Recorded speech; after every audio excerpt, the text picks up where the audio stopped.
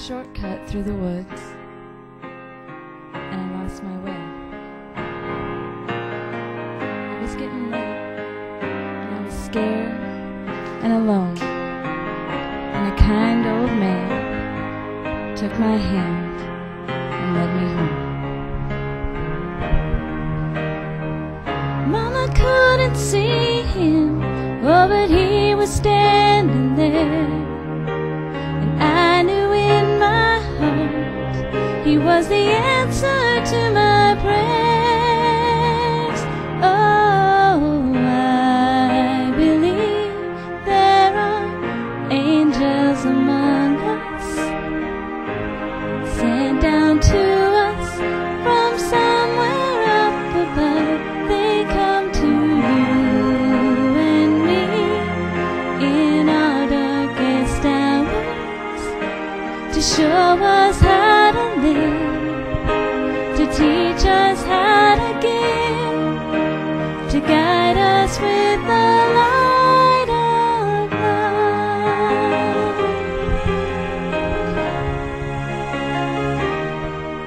When I've had troubled times and had me down on my knees, there's always been someone to come along and comfort me. A kind word from a stranger to lend a helping hand, a phone call from a friend just to say I understand. And ain't it kind of funny, at the dark end of the road, someone lights the way with just a single ray of hope. Oh, I believe there are angels among us, sent down to us from somewhere up above. They come to you and me in our darkest hours, to show us how to live, to teach us how to give, to guide us with the light of love.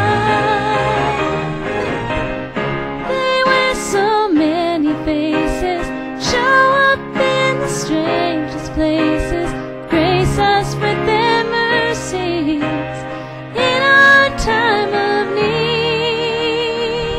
Oh, I believe there are angels among us, sent down to us from somewhere up above. They come to you and me in our darkest hours, to show us how to live, to teach us how to give, to guide us with the light of love, to guide us with the light of love.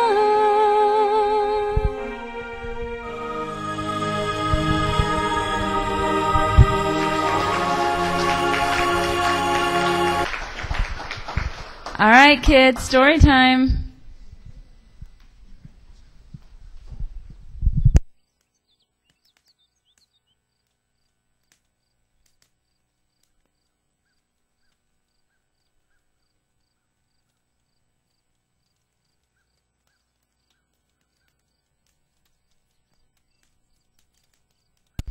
How are you guys? Good. All right. Well, I'm going to be the words of Drew today, okay?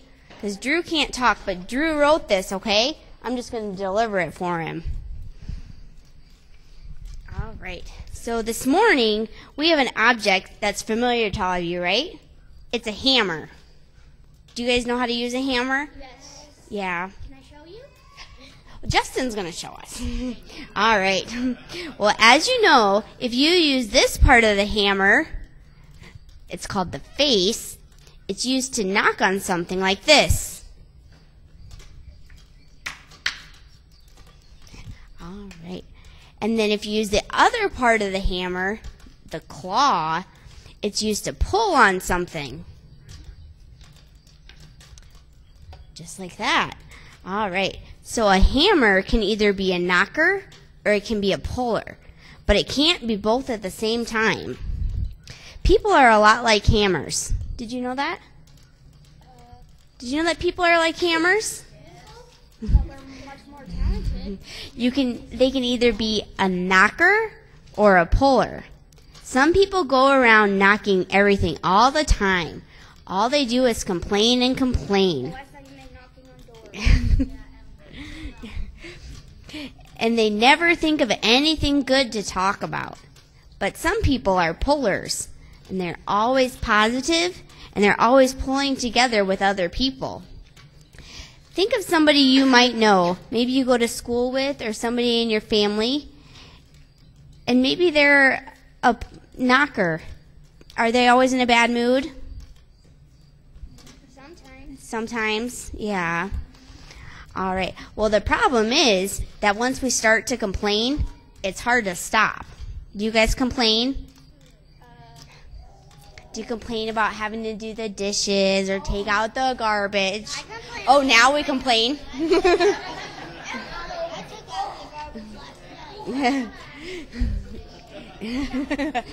I don't like to do the dishes either. I don't like doing homework. All right. So complaining can become a habit, and a bad one at that. We can always find something to complain about. It's human. But God challenges us to rise above and overcome that negativity. In Philippians 2:14 through 16, God says, "Do everything readily and cheerfully. No bickering, no second guessing allowed. Go out into the world uncorrupted, a breath of fresh air in this negative and polluted society. Provide people with a glimpse of good living and of the living God. Carry the light-giving message into the night so I'll have good cause to be proud of you on that day that Christ returns. You'll be living proof that I didn't go to all this work for nothing." We were built in God's image. Do you guys think that God has bad days? No. I'm guessing, but I'm sure he does, right? But I'm guessing he gets upset, let down, and frustrated by us more often than we think.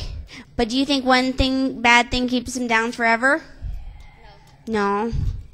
Of course not. And since we are a product of him, it is our jobs as Christians to help everyone we meet feel love, joy, and positive vibes. All right. So this is a challenge from Drew, okay? This week he challenges each one of you to leave this place and to inspire those around you to be more positive. Maybe you'll encounter somebody at school this week that is having a bad day or a bad week, and your goal is to help that person to have a better day, or even, to have a better day. It might be something small like sharing your snack, inviting them to play with you, or something larger like a hug, or just getting them to talk about what's bothering them. And if you just do this one thing for this one person and report back to me next week in Sunday school, not only will you have a reward waiting for you in heaven, but Drew will have a special something for you next week in Sunday school if you tell me what you did, okay? So do you guys accept this challenge? Yes? All right. Look forward to hearing all your positive things next week. Okay, stay right here. Jeff's going to give us a message, okay? Now, about that time, Jesus from Nazareth of Galilee and John baptized him in the Jordan River. While he was coming up out of the water, Jesus saw heaven splitting open and the Spirit like a dove coming down on him.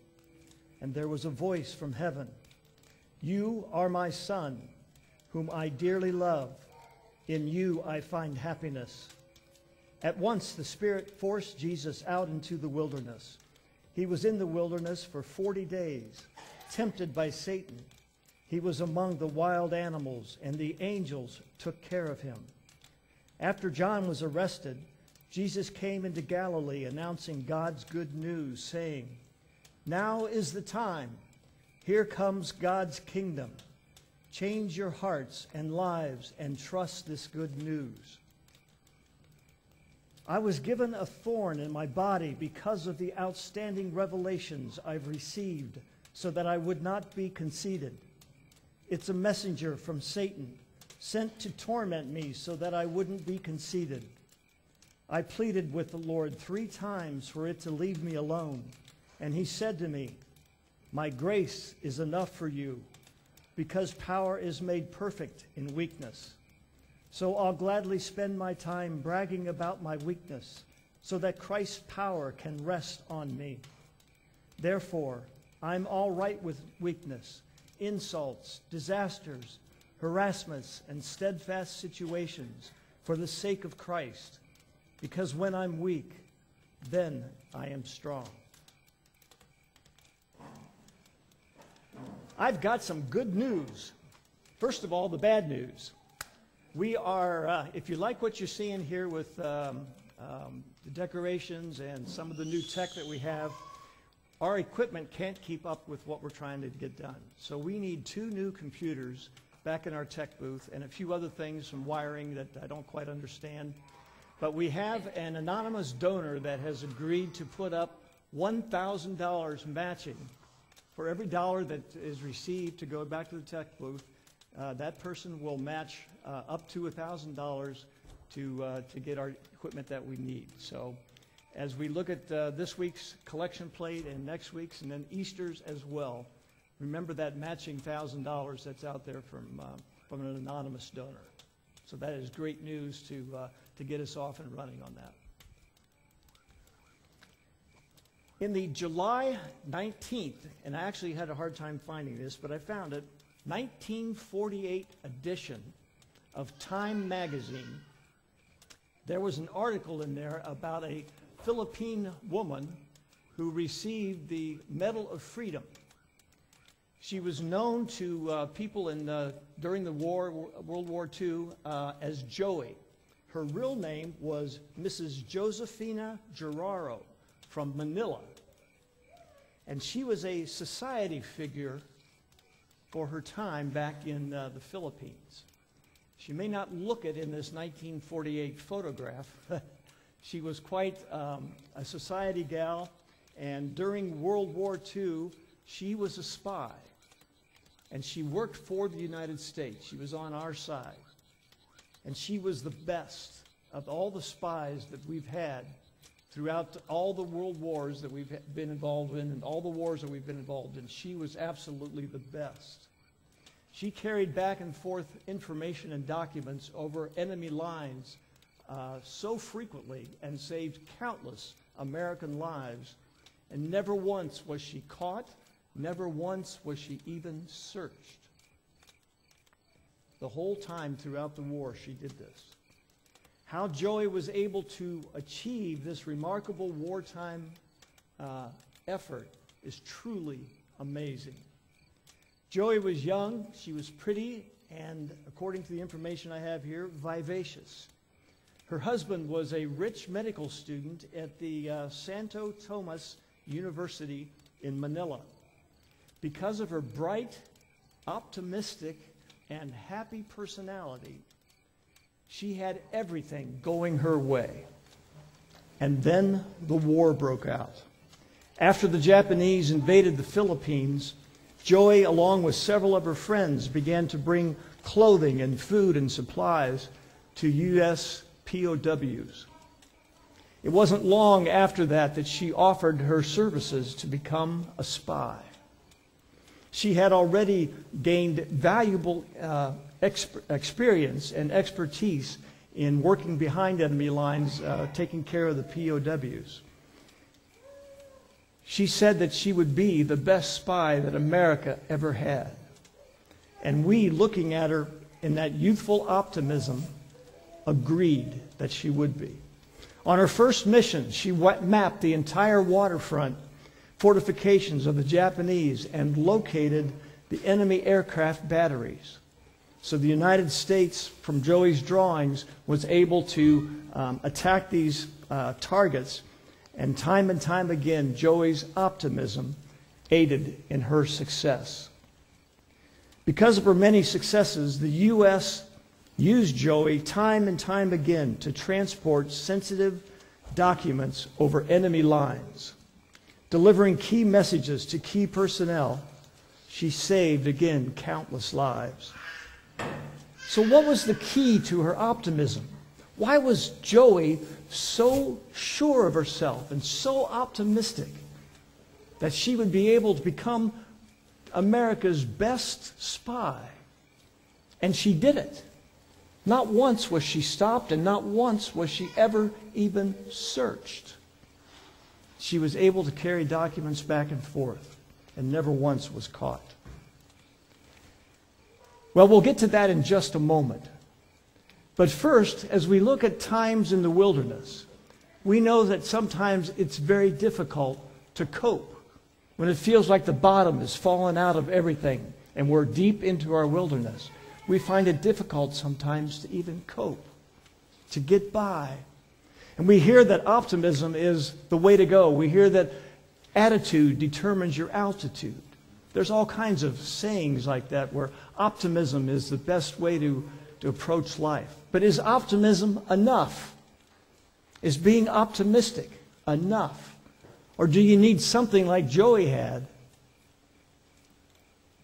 to validate the optimism that she had? Is optimism enough? Think of the guy that fell off the skyscraper. And as he's passing the 24th floor, in an optimistic way, he waves to the people on the floor and says, "So far, so good." But is optimism enough? Or you think of the two hunters that saw a flyer somewhere where they could get bounties and get quite a bit of cash for wolves' hides. Wolves were attacking all the livestock, and so they were paying bounties for wolf hives to prove that they had killed the wolves and protected their animals. So these two guys saw dollar signs, nothing but dollar signs, and they went out in the middle of the night. During the fire, they fell asleep. One of them woke up and saw a pair of 25 wolves' eyes and gleaming white teeth just staring at him. And he leans over to his buddy and says, wake up, we're rich." Is optimism enough? I don't think so. If you put the optimistic fellow that's falling 24 or 25 stories, is he going to be able to beat the gravitational pull of the earth? I don't think so. Is our brave hunters, are the ones that are out getting the wolves, are they going to be able to survive and take care of the wolves when the wolves are hungry and after them and they're way outnumbered? I don't think so. Optimism is not enough. We need something besides optimism to go with us. In the Gospel of Mark, he says, "And he was with the wild beasts." But then Mark says, from our reading this morning, was something more in the wilderness, and the angels waited on him. Almost anyone can draw an angel. Almost anyone can have an idea of what an angel looks like. Long robes, they're usually flying through the airs. There's usually doves around. Quite often they're playing the harp. I don't know why, but they do play the harp occasionally. Must have something to do with being optimistic. But not once anywhere in the Bible does it ever describe what an angel looks like. The Bible describes more about what angels do and what they say and how they help than what they look like. That there are angels among us. The Greek term anglios means messenger. Angels are messengers of hope when God's message of hope is so badly needed. When the bottom's fallen out of our wilderness, we need something besides optimism to help us cope. We need hope. And it's the angels that deliver this hope to us. Think of the angels in the Bible. As you look at Abraham and Sarah, they were childless for so many years, and they got to be in their hundreds, and an angel told them that they would have a son. And years went by, and they never believed it, but finally they did have hope, and they were given a son. And Jacob wrestled all night with the angel Israel because he was struggling with how to get along with his twin brother Esau. And an angel brought strength to Elijah when he sat down under a tree asking God just to take his life. And of course there's angels at the tomb of Jesus where the stone was rolled away. And the angels said, "He is not here, he is risen," just as he said he would. Angels are messengers. These are terribly low times in the people that we just described in the Bible. These are times when, again, the bottom has fallen out and their hope is completely gone. Angels bringing a message of hope that they were not alone, that God was with them all the way, brings that hope and complements that optimism. And then we read about Paul and the thorn in Paul's side. Paul was in a tremendous amount of pain. The only way he could describe it was a thorn in his side. And Paul is asking God to remove the thorn, to take away the pain. And God's response to that is, "My grace is enough. Through weakness you will find strength." My grace is enough. For power is made perfect in weakness. In our times of need and weakness, God's message of hope and comfort is spoken, most often in a language too deep for words, too deep for us to really fully grasp, and too profound for us to hear. In times of greatest need, God's message of hope comes through when the soul is open to receive it. Sometimes we're so down and so deep into our wilderness that our soul is closed, that it's not open to receive God's word. The best thing we can do is to work on that, and work on that attitude of hope and hear God's message through the angels. The good news is that there is comfort in the wilderness. We are not alone. We're not facing these times by ourselves. We have available to us God's substance and strength, and we can leave the wilderness stronger than what we started out. So not only do we have optimism and hope to help us cope, but now we know we're in there for a reason, to become stronger than when we went in there. In the wilderness, we are not comforted by mere optimism, but by hope, and that hope comes from knowing that we are not alone. That hope comes from knowing the wilderness is not all that there is. All the hope that comes from knowing that when our strength is gone is God's strength is sufficient. My grace is enough. When our strength is gone, we recognize that God's strength is sufficient to get us through. Emily Dickinson, who was an author, was struggling trying to explain and define what hope is. And she wrote, "Hope is the thing with feathers that perches in the soul. Hope is not a thing that flies serenely above the storms, untouched by the demands and challenges we face. Rather, the power of hope lies in the presence of our everyday lives. It perches in the soul. Hope stays within us, singing its songs in the bleakest of wilderness." There's also something else. Angels don't necessarily appear as something that are flying around us. More typically than not, angels appear to us as other human beings. Angels appear to us by people coming, reaching out to us, trying to help us. When we recognize that, we recognize once again we are not alone in our deepest wilderness. Even in the worst imaginable wilderness, God calls us to be persons for whom the light and life of love of God flow into a wilderness world. So God does not come to us to give us comfort in our wilderness so that we can be comfortable. God comes to us and gives us comfort in our wilderness so that we can be the comforter. so that we can be the one bringing the message to other people that are lost in their wilderness. We can be the ones that are the angels in their life that shows them that there's hope to get them through and that they are not alone. We can expose them to this hope, and we can expose them to the power and the strength of God and how God can work in their lives. Remember Joey, our great messenger during World War II?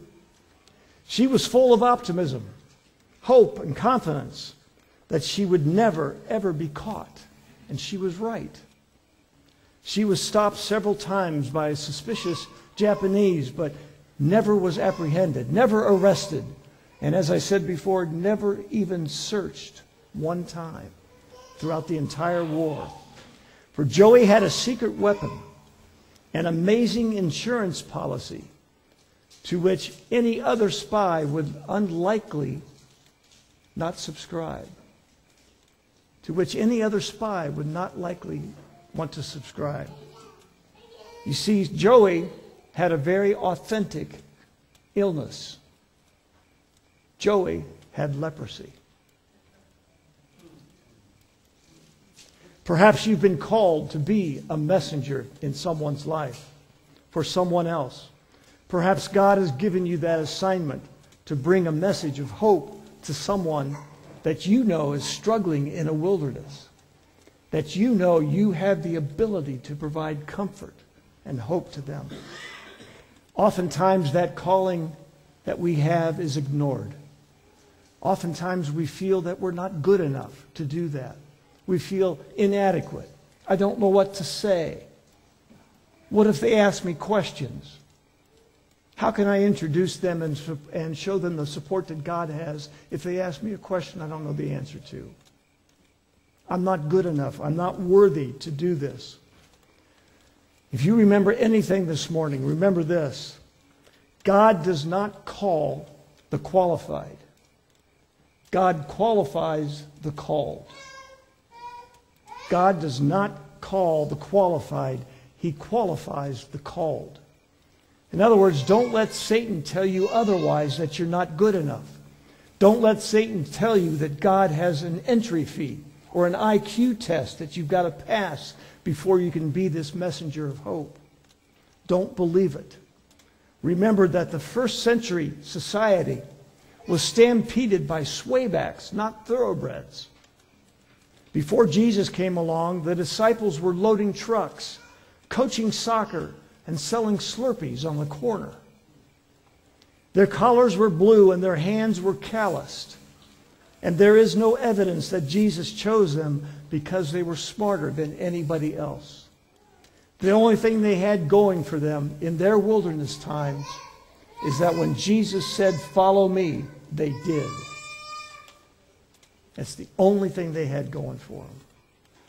Are you more of a dinghy than a cruise ship? More of a stand-in than a movie star? More of a plumber than an executive? More of blue jeans and not blue blood? Congratulations, because God changes the world with people like you. God qualifies the called. Remember to hold on to your optimism and hope in your wilderness. Be comforted by knowing that you're not alone and that God is calling you for a purpose. Your calling is to find comfort so that you can provide comfort to others. Not so that you can become comfortable, but that you can become a comforter. God is using you. Accept it with honor.